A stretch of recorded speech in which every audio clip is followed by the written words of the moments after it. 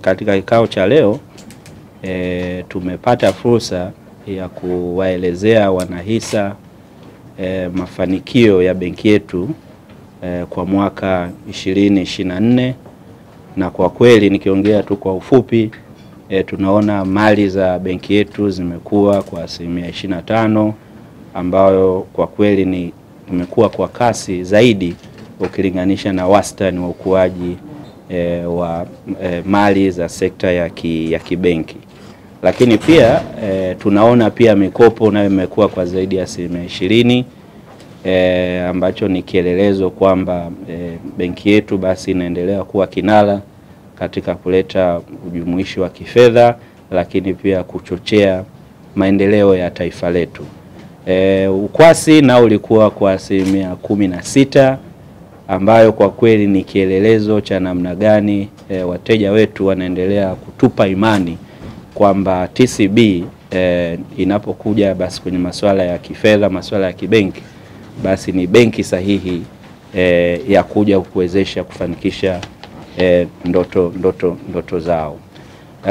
Lakini pia kwenye upande wa mapato na faida, kwa kweli tunayo furaha. Mwaka jana tumetengeneza faida ya bilioni takriban 44 kabla ya kodi, ambayo kwa kweli ni record toka benki hii ilivyoanzishwa.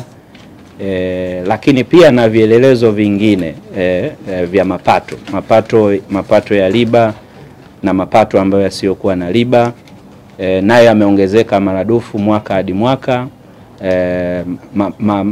Upande wa matumizi, kwa kweli ukilinganisha na budget tuliyokuwa tumejiwekea, tumeweza kusave karibia 10% ya kila ambacho tulikuwa tumepanga kukitumia mwaka jana.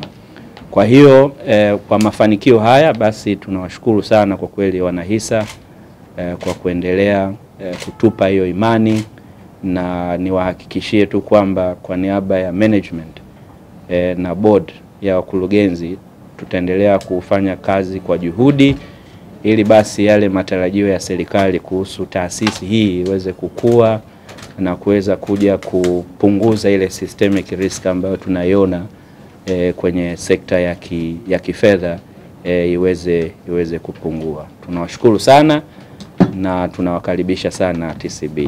Lakini pia labda kwa kumalizia ni kwamba katika kikao hiki pia kutokana na faida ambayo tumeitengeneza mwaka jana, basi kikao hiki pia kimeridhia kutoa gawio kwa wanahisa wetu, na tunaamini hii pia itawapa wanahisa wetu imani zaidi kwamba taasisi yao iko imara, inawatumikia Watanzania kwa kufikisha huduma za kifedha, kuendeleza ujumuishi wa kifedha, lakini pia kuchochea maendeleo ya taifa letu.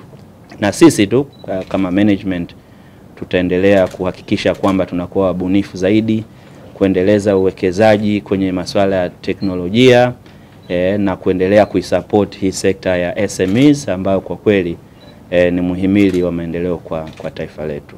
Mkutano huu ni fursa ya kipekee kwetu sisi sote kutafakari kuhusu utendaji wetu, mafanikio yaliyopatikana, pamoja na kupanga mikakati ya benki yetu kwa siku zijazo. Kwa namna ya pekee ni mshukuru afisa mtendaji mkuu na mkurugenzi mtendaji wa benki yetu pamoja na management yake kwa taarifa mbalimbali walizoziwasilisha katika mkutano huu, ambazo zinaonyesha utendaji wetu kwa mwaka uliopita. Takwimu na taarifa walizoziwasilisha ni ushahidi wa juhudi za pamoja kuifikisha benki yetu ya TCB katika kiwango cha juu cha mafanikio.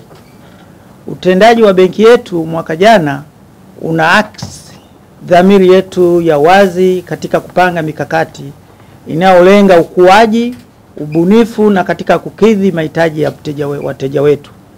Vile vile uwekezaji wa kimkakati katika teknolojia ya kidijitali unaelezea dhamiri yetu ya kuboresha ufanisi katika utendaji wetu wa kazi. Mbali na kurahisisha utendaji wa kazi, hatua hii pia inajenga taswira kwamba sisi ni taasisi inayoendana na mabadiliko yaliyopo katika sekta ya fedha hapa nchini na duniani kwa ujumla. Ili kuwa mwanafamilia bora wa Global TV, usisahau kusubscribe, like, kushare na kucomment. Baada ya kusubscribe, bonyeza alama ya kengele ili kupata taarifa kwa kila video inayopanda Global TV Online.